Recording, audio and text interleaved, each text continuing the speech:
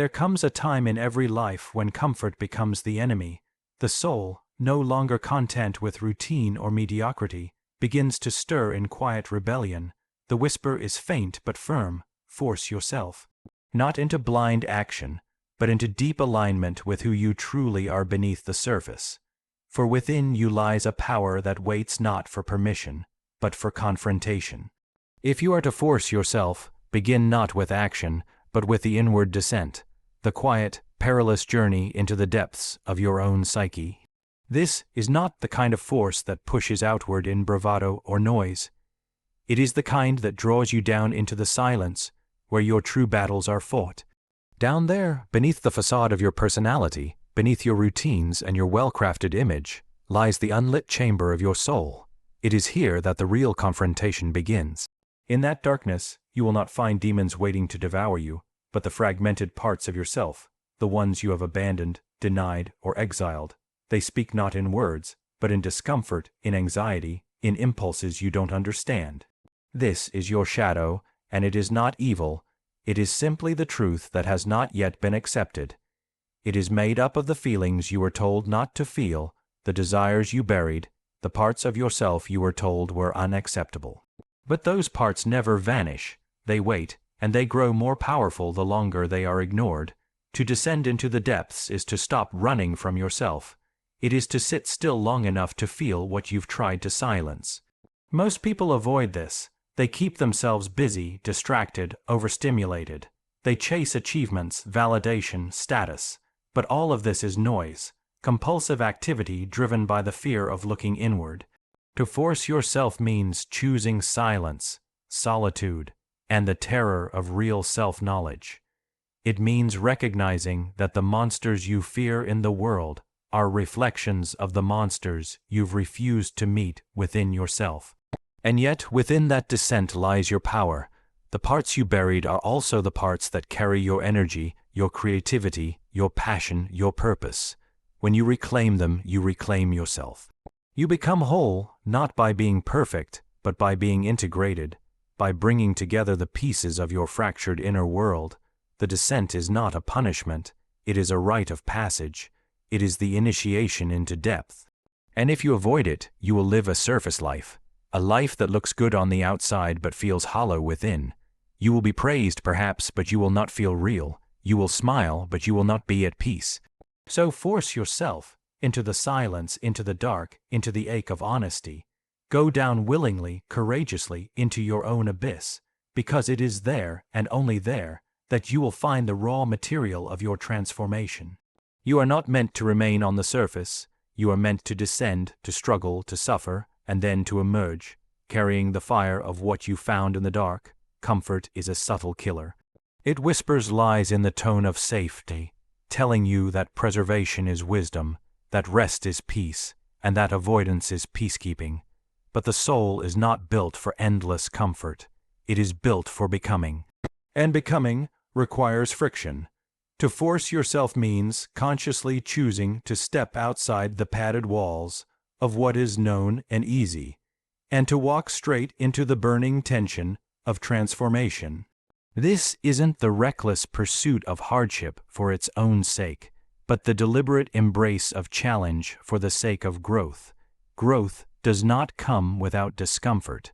That is the law of nature. Muscles tear to become stronger. Seeds split to become trees. The psyche fractures to become conscious. Every true evolution demands pain, not as punishment, but as passage. When you transcend comfort, you are not rejecting pleasure.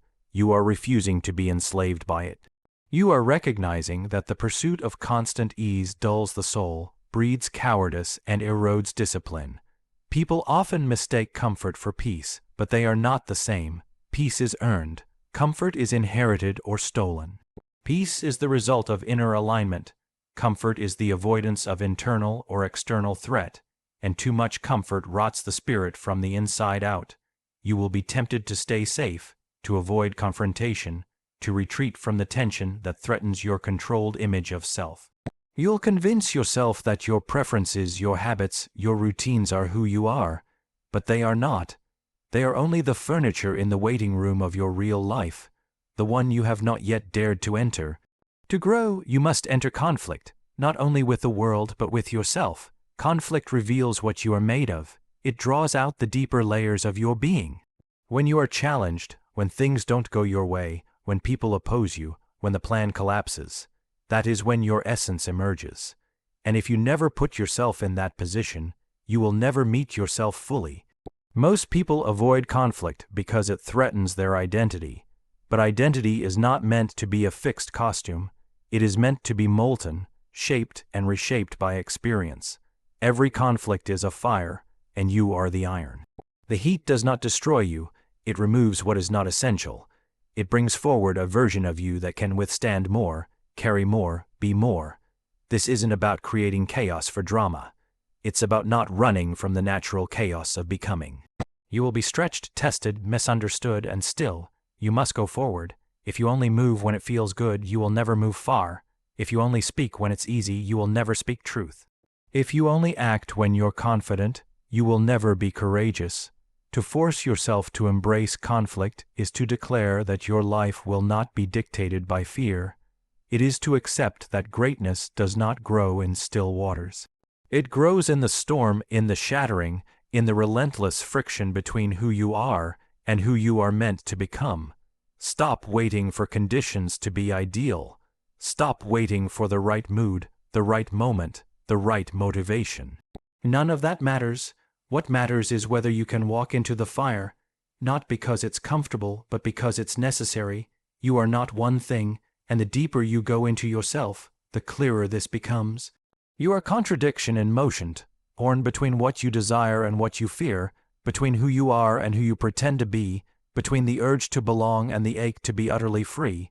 Within you are opposing forces that seem at war, strength and fragility, rage and tenderness, light and shadow. Most people spend their entire lives trying to eliminate this inner tension, chasing purity, chasing clarity, chasing a final version of themselves that is clean, simple, and one-dimensional. But the soul does not work like that. The soul is not linear, it is paradox. To force yourself is not simply to act with will, it is to become wide enough, deep enough, honest enough to hold all that you are without flinching, not to resolve every contradiction, but to bear it. Not to pick a side, but to allow the tension to stretch you into someone more whole. The human psyche has a primitive desire for certainty. It wants labels. It wants good or bad, strong or weak, masculine or feminine, light or dark. It wants to know where you stand and what you stand for always. But life does not honor such simplicity. Real maturity is not found in choosing one pole over the other, but in learning to live in the space between. In recognizing that both are necessary, and neither is complete without its opposite. You may want to be pure light, kind and good and peaceful.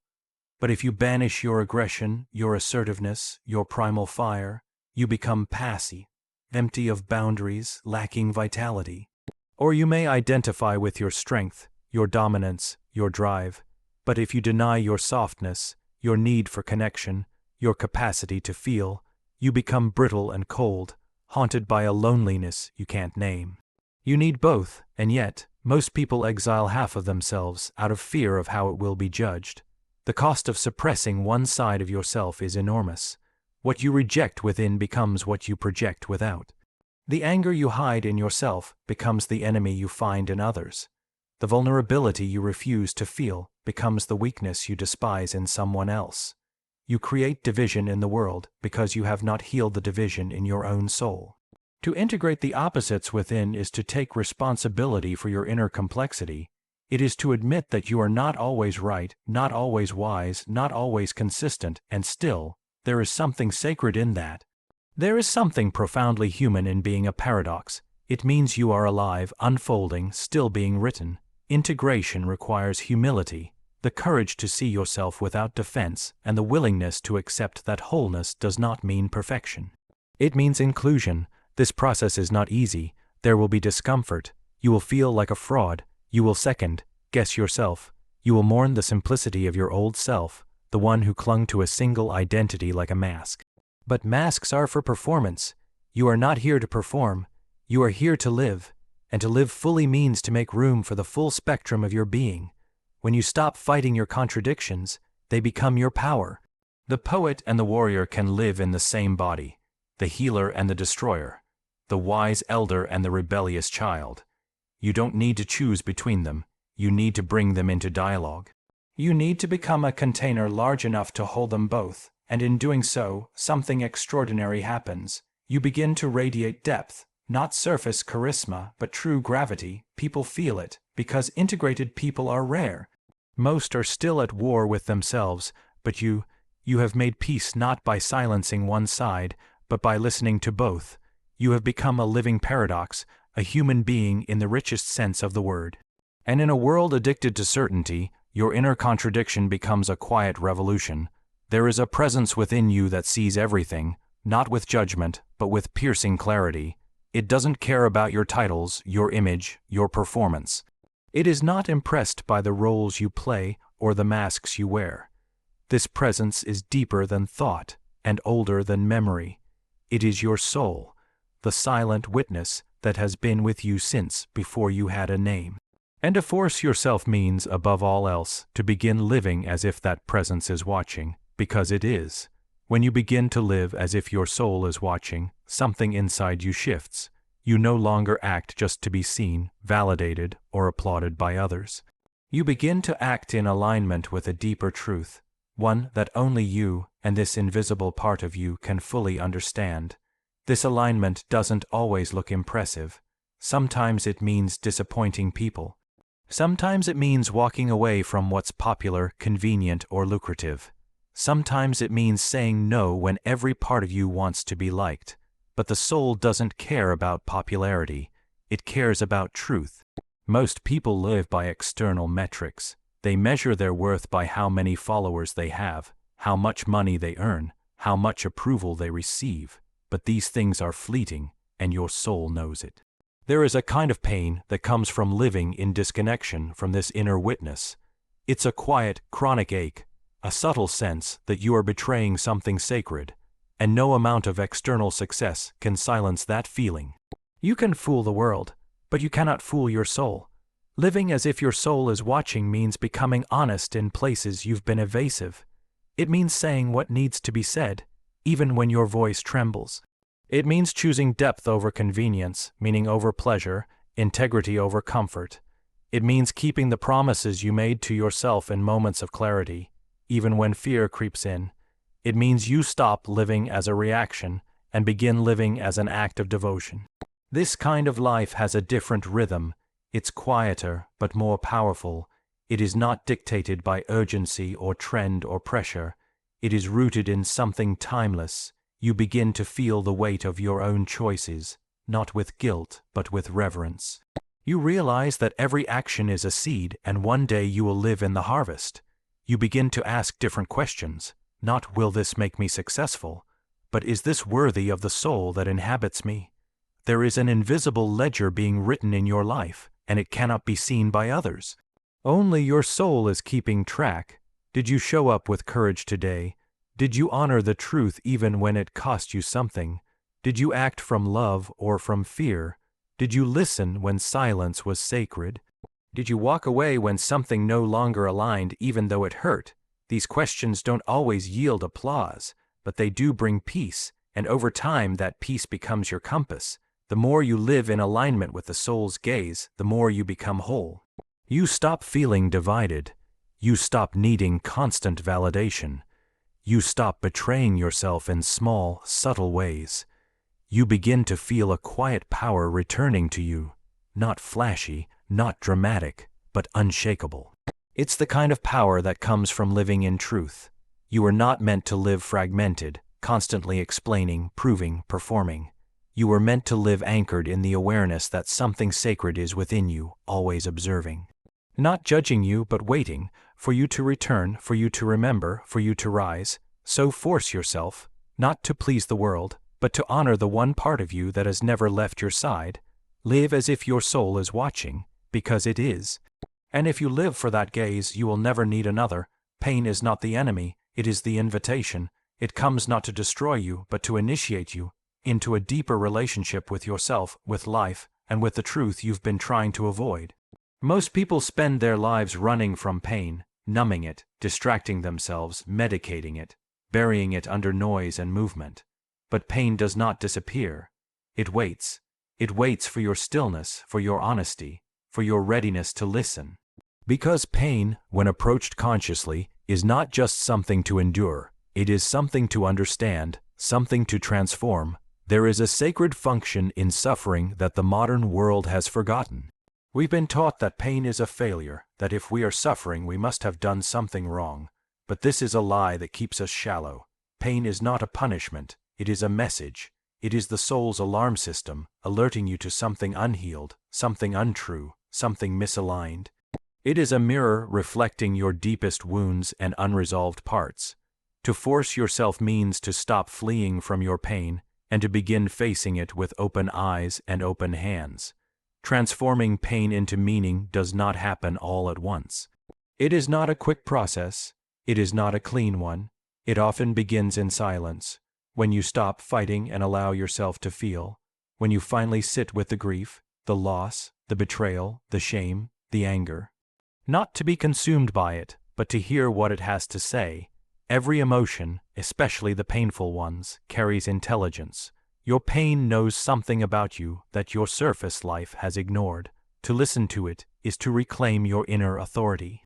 To deny it is to give that authority away to your wounds, to your past, to your fear. There is meaning buried in the very places you wish to avoid. The heartbreak that broke you open, that was a lesson in love that couldn't be taught any other way. The failure that shattered your confidence, that was the burning away of false identity. The loneliness you swore would swallow you, that was the womb of self-encounter. Pain pushes you where nothing else will. It strips you of illusion, it humbles you, it purifies your intentions, it clarifies your values. It cracks your ego so your soul can speak. When you stop resisting and begin the alchemy, pain becomes fuel. Not in the sense of vengeance or ambition, but in the sense of sacred drive. You begin to live with depth. You begin to speak with resonance. You begin to create not from the shallow well of desire, but from the deep spring of experience. The world doesn't need more people who have never been broken. It needs people who have walked through fire and come back bearing light. This is not to glorify suffering. It is to honor what can come from it. You must not seek pain, but when it arrives, as it inevitably will, you must not waste it. Pain that is merely endured becomes trauma. Pain that is examined, felt, and integrated becomes wisdom. You are not meant to carry your wounds like chains. You are meant to turn them into keys, keys that open the doors for others, keys that unlock your own potential, keys that remind you who you are beyond what has happened to you. There is strength in refusing to be defined by your suffering. But there is deeper strength in allowing your suffering to shape you into someone more honest, more whole, more compassionate. Pain will ask you who you are beneath your defenses. It will challenge the story you tell about yourself. It will strip you until you find what is indestructible. And that discovery, though hard, is the foundation of a life lived with meaning. So force yourself, not to numb, not to escape, but to go inward. To confront, to feel, to transmute. The pain you carry has a purpose, but it only reveals itself when you are willing to meet it fully. Let your suffering not just be survived, let it be used. Let it become the sacred thread that weaves your past into your purpose. That is how pain becomes power. That is how wounds become wisdom. That is how you become whole. To force yourself is not to become a machine of willpower, but a steward of inner transformation. It is the noble violence of awakening.